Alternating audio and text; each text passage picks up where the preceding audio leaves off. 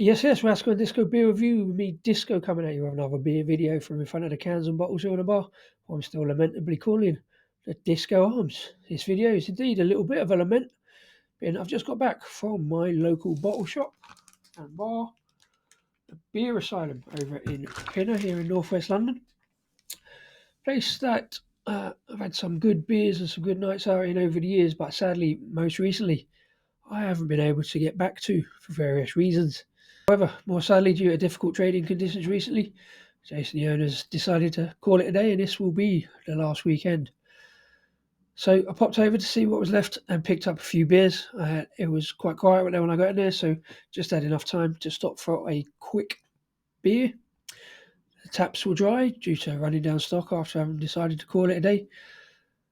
So I plumped for a quick mango IPA here from Play Brew Co. up in the northeast.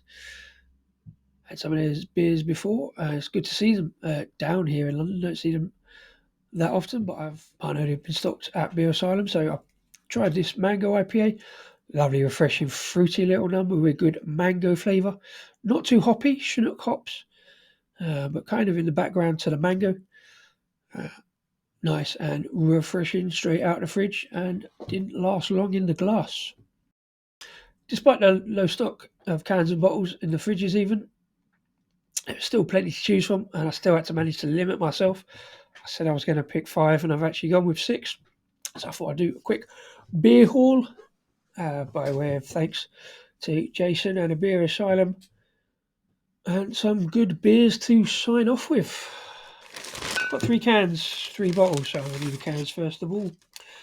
First one out is this one I've not actually seen before, must have missed over Christmas. It is, in fact, a Christmas Pale from is at Anspach and Hobday, Rasco's local brewery. This is a 4.5% festive hoppy pale ale, delicately spiced with orange zest, ginger and juniper. Hopped generously with Columbus, Bullion and Bramling Cross, bright fruity and subtly spiced. Sounds very much like my kind of thing, like some good adjuncts and some Christmas notes in there. I remember their Pfeffernuss series of German Christmas biscuited beers, both the Saison and the Stout. Managed to miss out on that as well this year, again, various reasons, buying too much beer, trying not to buy more beer. Next one up is from Lost and Grounded. All of the Cool Cats, kind of like that artwork I'd seen this one about, not quite got around to it, so good to pick this one up. Unfiltered lager, pearl and middle through hops, base of Pils malt, as ever decent sounding stuff from Lost and Grounded, Pilsner lager. Next by brewery I haven't really troubled much recently, Pressure Drop. This one is Alligator Tugboat, 7.2% IPA. Simcoe hopped. The Alligator Tugboat is a type of amphibious steam-powered logging boat invented in 1878 in the town of Simcoe, Ontario. Label art is from the legendary Sweet Tooth. Look at me picking up pale ales and IPAs. I know that doesn't happen often, but I was mostly, I suppose, drawn to the artwork on these cans and the breweries they're from. So, one of the things that Beer Asylum always done pretty well is beers from Germany and Belgium. So I picked up a couple, 3 from there as well, from that range. First one is a Paulaner Dunkel. I obviously, as you know, like darker beers and cannot for the life of me remember if I've had the Paulaner Dunkel before. I know I've had the Erdinger one. I might have to look back. Obviously, didn't at the time, but I might have to have a quick look back on a grid to see if I did this one before on some of the Oktoberfest reasons. So much beer now, I sometimes forget which ones I have and hadn't had. Also picked up this number, again, pretty much based on the artwork and description.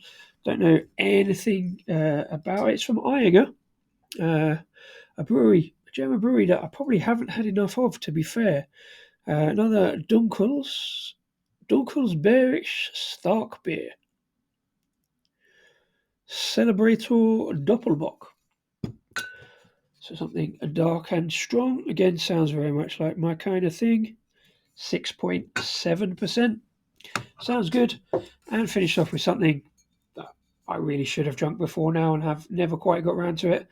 I've picked up Delirium from Beer Asylum before. This is the Nocturnum. Strong dark beer.